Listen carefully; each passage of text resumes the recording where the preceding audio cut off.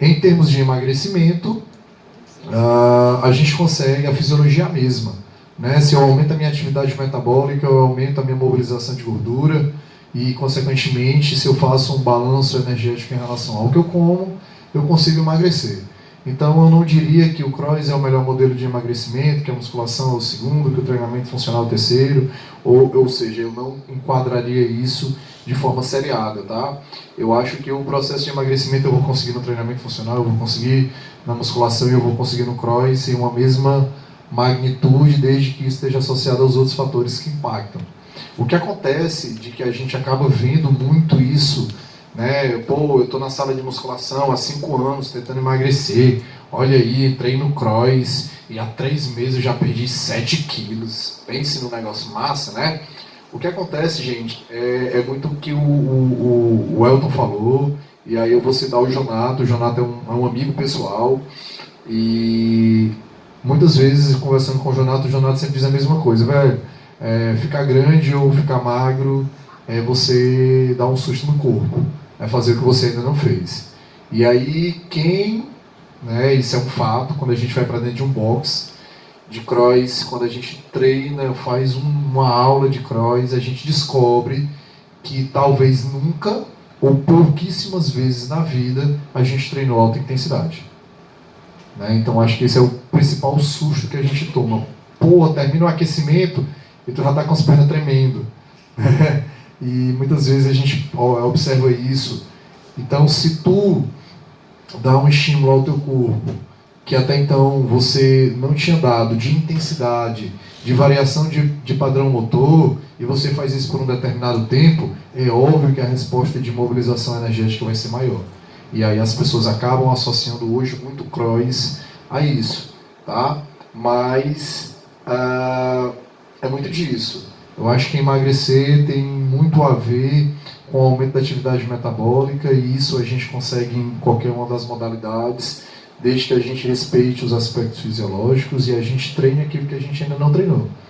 Né? Então eu gosto muito de transferir, né, lá pela Integral nós temos uma consultoria, e aí a gente avalia, a gente prescreve clientes da sala de musculação, do treinamento funcional, do CROSS. E o que é que acontece? A premissa básica para qualquer uma das modalidades que envolvam força é a mesma, né? Constantemente variável. Então eu uso muito isso. Tá? Então eu não vejo isso como uma definição do CROSS, mas eu vejo isso muito mais como uma definição diante de algumas respostas que eu queira encontrar, que eu queira alcançar. Hipertrofia e emagrecimento é uma delas. Então o que eu vou dizer com certeza é que no CROSS não é o melhor caminho para você hipertrofiar. Eu também concordo assim, com o que você está falando. Né? Então, acho que a gente pode chegar a uma conclusão, né, que essa hipertrofia e o emagrecimento ela depende muito mais desse ambiente metabólico. A gente associa muito o cross porque muitas vezes a gente vê certos atletas, né, que são extremamente grandes, definidos, fisiculturistas, são ótimos exemplos disso. Até na área de esportes também, né, muitas vezes aqueles atletas eles não viram fisiculturistas porque eles não comem para virar um fisiculturista, mas em termos de intensidade, né, acaba sendo uma demanda ali hormonal até bem proporcional. Isso é importante, né, porque a gente entende que o treinador, o personal trainer, ele tem que se apropriar dos métodos, né, e entender que não, o segredo não é o método, mas é o que está fundamentando aquele método. Né? E como você falou, é a questão metabólica por trás aqui desses métodos. Né? Pessoal, vocês têm alguma pergunta até aqui sobre o que a gente está falando? Né? A gente falou um pouquinho aí da evolução do método. Eu estou atualizando aqui, mas não está aparecendo. Tem gente dizendo que mandou. É que vocês mandaram para o meu ou para o da educação física? É para mandar para o da educação. Deixa eu ver aqui o meu. Eu mandei para a educação física. Não tem nem. Não tem também aqui não no meu. Não dá educação física. Pode perguntar então aí. Não, professor, deixa. Aqui não está aparecendo nada não. Então, é isso que eu estou querendo saber. Alguém tem alguma pergunta? Alguém quer comentar alguma coisa? Eu vou mandar para o senhor agora, certo? Pergunta, legal. Tá. Nada? Sobre o treinamento funcional. treinamento funcional ele envolve as capacidades motoras básicas do ser humano, né? Então, assim, ele pode ser aplicado para crianças visando aprimorar o desenvolvimento motor a partir de qual idade? Para crianças. Ah, você mandou aqui, velho. Como você não segue a página, aí apareceu, tipo... Como solicitação. Tem que seguir a página. Eu sigo a página. Bom, como é teu nome? Emanuele. Emanuele. Tua pergunta é interessante, obrigado pela pergunta. Eu acredito que essa premissa de pensar em capacidade motora básica do ser humano é uma das coisas que está muito relacionada na cabeça das pessoas a treinamento funcional. Que é aquela história de se movimentar, né? Andar, correr, puxar, pular, saltar, girar e tal. Mas isso é uma premissa do treinamento físico de uma maneira geral, né? Por isso que é difícil a gente conceituar. Na minha opinião, isso é tudo treinamento, né?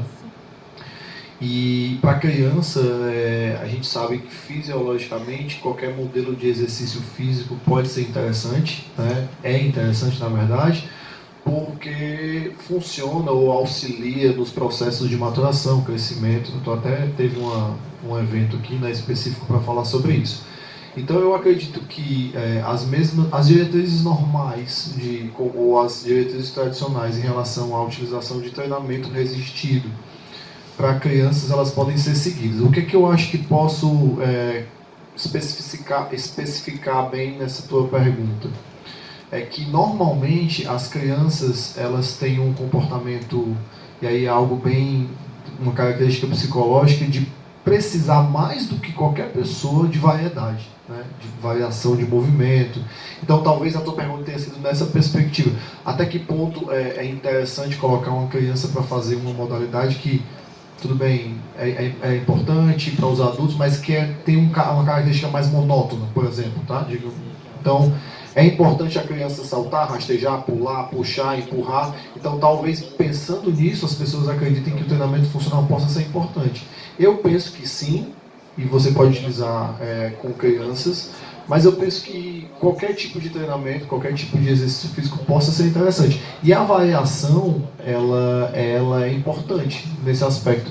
Um aspecto comportamental da criança, é difícil você conseguir manter uma criança em uma coisa só. Mas, por exemplo, sem falar de metodologia de treinamento, de força, a gente podia falar de esporte. Então é legal a criança fazer várias modalidades esportivas também, né? Tem toda a questão do desenvolvimento motor, do repertório motor. Então, normalmente as pessoas ligam muito, né? Pensam sempre nisso. Vou colocar uma criança para fazer treinamento funcional, porque lá ela vai experimentar um repertório motor maior do que, por exemplo, colocar uma criança para fazer musculação. Acredito que na musculação a criança podia fazer milhares de coisas também, entendeu? Mas na cabeça das pessoas, ela acha que a pessoa vai chegar na musculação e vai treinar um menino para ficar um mini fisiculturista. Então, talvez isso não seja muito inteligente da parte do treinador, né?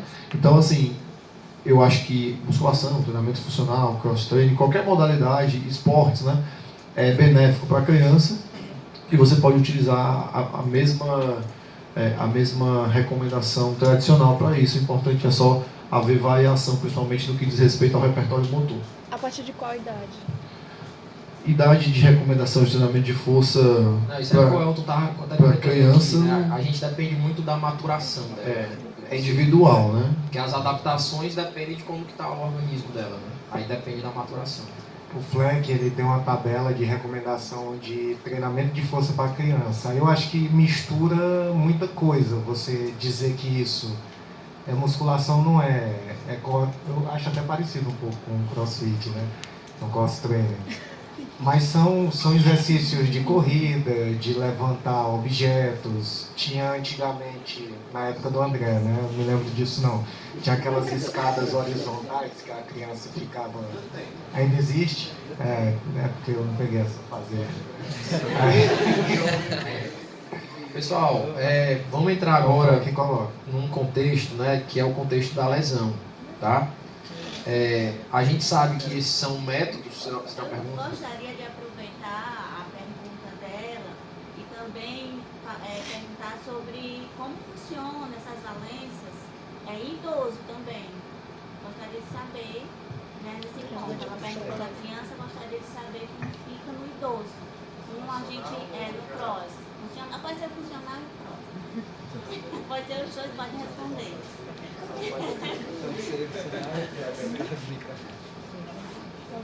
Bom, eu vou na mesma linha da criança, né? A atividade física na terceira idade, para os idosos, a gente sabe dos benefícios todos, então, respeitando as características do indivíduo, né? Do indivíduo idoso, porque você tem também idosos com diferentes capacidades, com diferentes características, com diferentes limitações.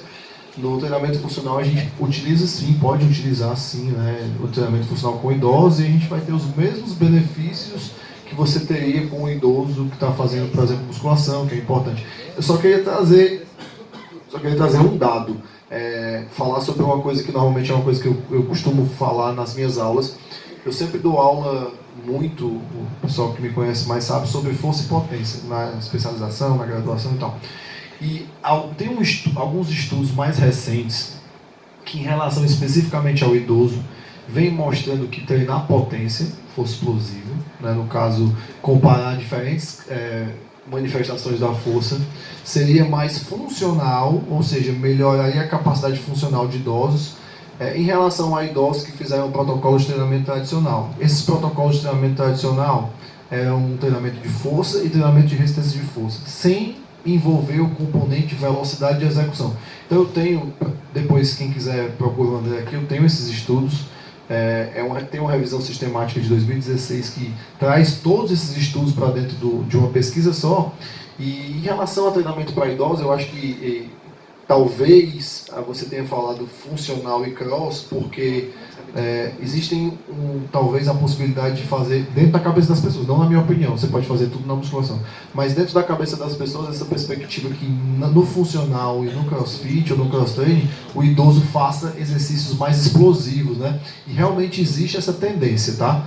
Que a gente já sabe disso há muito tempo, aqui em Fortaleza o Rossman já fala disso desde que eu estou na faculdade, né? Imagine vocês que estão na faculdade há muito mais tempo do que eu. Então, a gente sempre ouviu falar e sempre soube da importância do treinamento de força explosiva para o idoso, fato. Mas, recentemente, alguns estudos compararam os dois, sabe? Meio que colocaram um grupo que fazia um treinamento de força mais tradicional e um grupo que fazia treinamento de força com velocidade, com intenção de velocidade. E aí, esse grupo que fazia treinamento de força com velocidade melhorou mais os testes de capacidade funcional. Teste de levantar e sentar numa cadeira, de andar, voltar, testes que são relacionados ao idoso. Então, assim, eu acredito que, independente daqui que seja a metodologia, a gente tem que buscar ver o que a literatura está recomendando, o que seria mais benéfico para essa população. A gente vai, no finalzinho, entrar nessa parte de controle de carga, né? Aí vai acabar entrando muito no que vocês até estão perguntando, né? Por exemplo, criança, controle de carga a partir da maturação, idosos, né? Controle de como é que eu controlo carga para isso daí. Uma coisa, se eu não me engano, saiu um guideline da NCSA. É isso. Que eles deixaram bem evidente que o treinamento de potência foi altamente recomendado. Não sei se é baseado nesses artigos, dessas revisões sistemáticas. E outra, é muito importante até para as pessoas que estão entrando na área profissional, como estagiário, quem está se formando, observar que o treinamento de potência do idoso pode ser um pouco diferente do treinamento de potência de um adulto convencional, de 40 anos, né? Às vezes o idoso está fazendo ali qualquer exercício numa cadência 2020 e para ele está sendo uma velocidade absurda. Visto que uma pessoa de fora mas na idade mediana seria um treinamento normal, uma cadência bem aceitável, né? Bem destacado. Assim, só destacando um pouco do cross em relação ao idoso, como ela falou, concordo com você, conheço os estudos que o Paulo citou, e é um fato que o treinamento de potência ele acaba sendo mais benéfico. Se a gente parar para pensar, nós, enquanto seres humanos, nós não somos seres fortes, nós somos seres potentes. Né? E aí, fazendo a proximidade disso com o cross, que dentro do cross a população de praticantes que mais cresce hoje a nível de mundo são exatamente os idosos. Então hoje o cross tem muito mais idosos buscando a prática do cross do que qualquer outra faixa etária. E isso acontece por conta dessa proximidade. Né? Então assim, não adianta eu arremessar 100 kg de snatch quando na realidade eu não vou conseguir fazer isso no menor tempo possível por 10 repetições. Né? Então a força máxima ela acaba não sendo tão aplicável dentro do CROIS. Eu não preciso subir o maior quantitativo de peso, eu preciso conseguir fazer o maior número de repetições com uma boa qualidade de movimento no menor tempo possível. Então, o CROIS ele é predominantemente uma prática, uma modalidade de potência. Então, isso cresce muito, porque realmente favorece a essa perspectiva, não só idosos, né, como indivíduos hipertensos. Sendo necessário, também fala comigo, fala com o André, eu passo com o André. Eu tenho esses estudos que comparam o treinamento de força e o treinamento de potência em indivíduos hipertensos e mostrando exatamente esses efeitos de controle de resposta pós-exercício hipotensiva a partir do treinamento de potência quando comparado ao treinamento de força. Então, o treinamento de potência ele é altamente aplicável dentro da realidade dos chamados grupos especiais, vamos dizer assim. E aí, para finalizar, até mesmo alguns jornais, algumas revistas de neurologia já falam disso, né? Então, tem um artigo bem interessante que mostra a melhora da neurogênese e neuroplasticidade a partir do CROIS, quando comparado a outros modelos de treinamento de força. E um dos adentros que foi destacado no estudo é exatamente porque a intensidade ela acaba favorecendo mais essa neurogênese e essa neuroplasticidade. Oi. Rapidão, o CROIS, ele pode ser para todo indivíduo não treinado. Por exemplo, se eu não sou um praticante assíduo, eu não tenho muita... Porque como ele é dado baixa como aptidão. Experiência, não tem experiência. porque ele é dado como um esporte assim, que pede muito, né, do seu corpo, e aí causa aquelas polêmicas de ser muito lesível. Se todo indivíduo pode treinar, ou se alguém tem que ser mais, sei lá... Certo, eu estou entendendo a tua pergunta. Como é teu nome? Ilse, deixa eu te falar. O que acontece é assim, existe um apelo midiático, né? Então, assim, você nunca vai ver uma propaganda de CROIS que não seja um cara muito grande, sem blusa, com muito peso acima da cabeça. E aí, detalhe, o cara é barriga tanquinho, né? E sempre, né? Então, assim, existe duas vertentes do CROIS.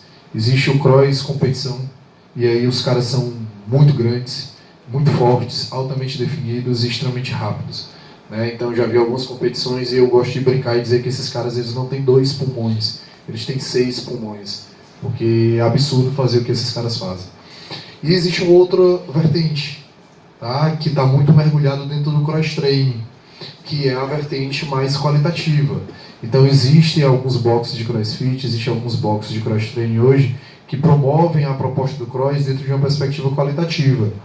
Então, assim, o CROIS ele pode ser treinado por qualquer indivíduo, independente do condicionamento físico, independente da experimentação física, porque se a gente parar para pensar, a nível de Brasil, se você não conhecer o CROIS fora daqui, e aqui você está indo a primeira vez para dentro do boxe, independente de quem você seja, independente de qual esporte você pratique, para aquilo ali você é um cara sedentário. Porque a gente não tem a educação, né, de praticar o levantamento de peso olímpico e de praticar movimentos ginásticos. Isso não faz parte do nosso repertório, da nossa formação motora.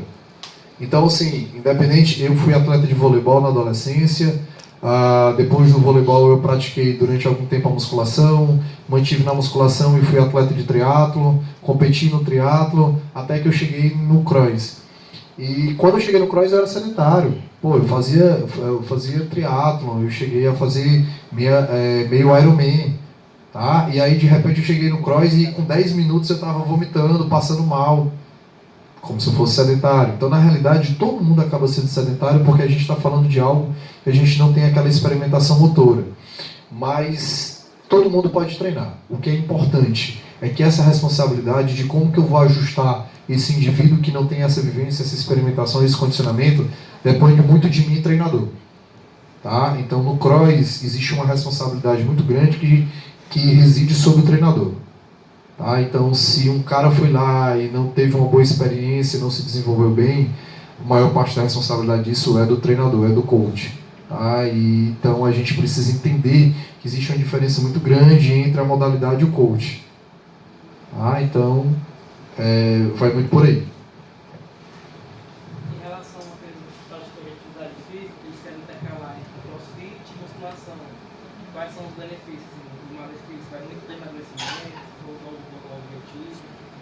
vai muito do objetivo, certo?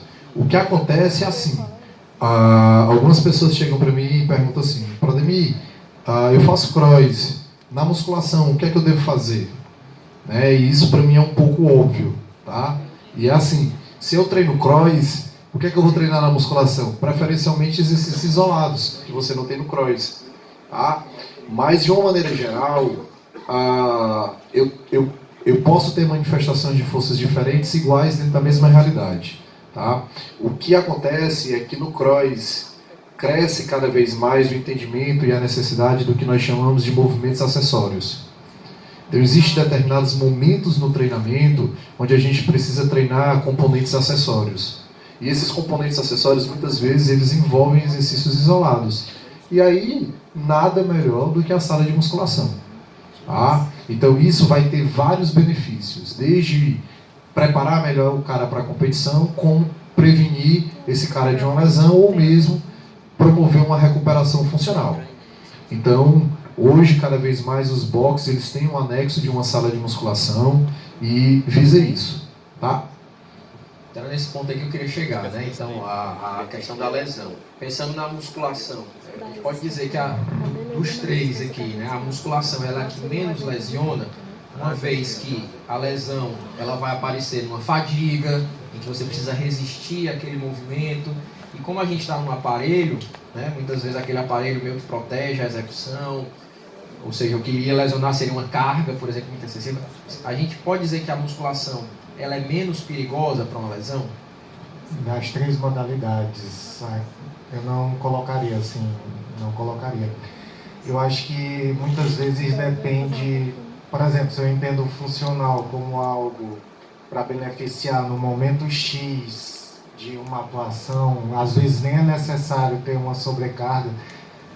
Na verdade, Paulo, muitas vezes né, o princípio que a gente entende de ficar crescendo carga, muitas vezes não cabe no treinamento funcional, só em determinados momentos em que seria necessário ter essa sobrecarga. E eu acho que a musculação, a segurança dela, assim como a segurança no CrossFit e no Cross Trainer, depende muito do objetivo da pessoa. Então, por exemplo, quem quer a musculação para competir, ele se submete a tipos de treinamento que são potencialmente lesivos. E depende do objetivo, em primeiro lugar, como eu citei anteriormente, e do treinador. Concordo muito com o que o Prodemir falou. Na minha opinião, não existe uma ferramenta ruim. Existem pessoas que utilizam de uma forma, prescrevem de uma forma. Eu até brinco, né, que muitas vezes o pessoal quer começar uma polêmica, né, falando sobre o CrossFit, se é lesivo. Aí eu disse, cara, é uma ferramenta, é igual o martelo. Você pode utilizar para fazer a função dele ou para matar uma pessoa, né? Depende de quem está utilizando. No meu raciocínio é assim, o termo prevenção de lesão eu acho um pouco complexo de falar, porque para prevenir algo tem que estar predisposto a acontecer, e você teria que aferir em que grau de proximidade está dessa possível lesão. Então, eu acredito que o músculo forte ele é mais seguro, e a musculação torna ele mais forte, né? Nesse sentido, eu acredito que ela pode, deixando bem entre aspas, né, prevenir. Paulo, ao meu ver, o controle, o gerenciamento de fatores de risco que levam à lesão envolve muito controle de carga, monitoramento do dia a dia, dos ciclos de treinamento. É óbvio que existe um mundo de meios para fazer isso, mas dentro de uma perspectiva de treinamento funcional aplicado ao personal trainer, o cara que está na academia lá no dia a dia. O que o treinamento funcional ele nos dá de meios para gerenciar isso? Como é que eu posso controlar a carga de treino e monitorar essa carga de treino, treinando o funcional? Bom, é importante, antes de falar sobre essa pergunta específica de como controlar a carga, é importante falar que treinamento funcional sempre foi muito ligado à avaliação de movimento, e a avaliação de movimento, por sua vez, sempre foi muito ligada à lesão. E aí, essa perspectiva, ela não só estava presente dentro dos modelos de treinamento funcional, como, na minha opinião, em algum momento, o treinamento funcional se confundia com a avaliação funcional de movimento. Teve uma época, né, existe um modelo de avaliação de movimento chamado FMS, e o FMS ele não era só um modelo de avaliação, em determinado momento ele é a forma de prescrever exercício de tudo. Tudo era baseado no FMS, até quando você não estava mais nem avaliando, estava sempre se baseando no FMS para construir alguma coisa. Então, assim, isso é positivo, foi positivo, porque trouxe uma perspectiva de importância de avaliação, que eu acho que falta na musculação, falta no CrossFit. Nem todo mundo faz, mas aí cai naquela história, né, de se o profissional aplica ou não aplica. E a primeira coisa que você tem que fazer e aí já entrando aqui no que o André perguntou, a primeira coisa que você tem que fazer para iniciar um processo de controle e monitoramento de carga é fazer uma avaliação inicial. E essa avaliação envolve vários parâmetros, né? Então, no dia a dia, a gente tem uma dificuldade enorme de controlar a carga. Porque, na teoria, pessoal, a gente poderia aqui apresentar todo mundo aqui vários modelos de controle, formas de controlar, mas na prática é difícil de fazer. Ultimamente, eu venho discutindo muito com o pessoal lá do grupo de estudo como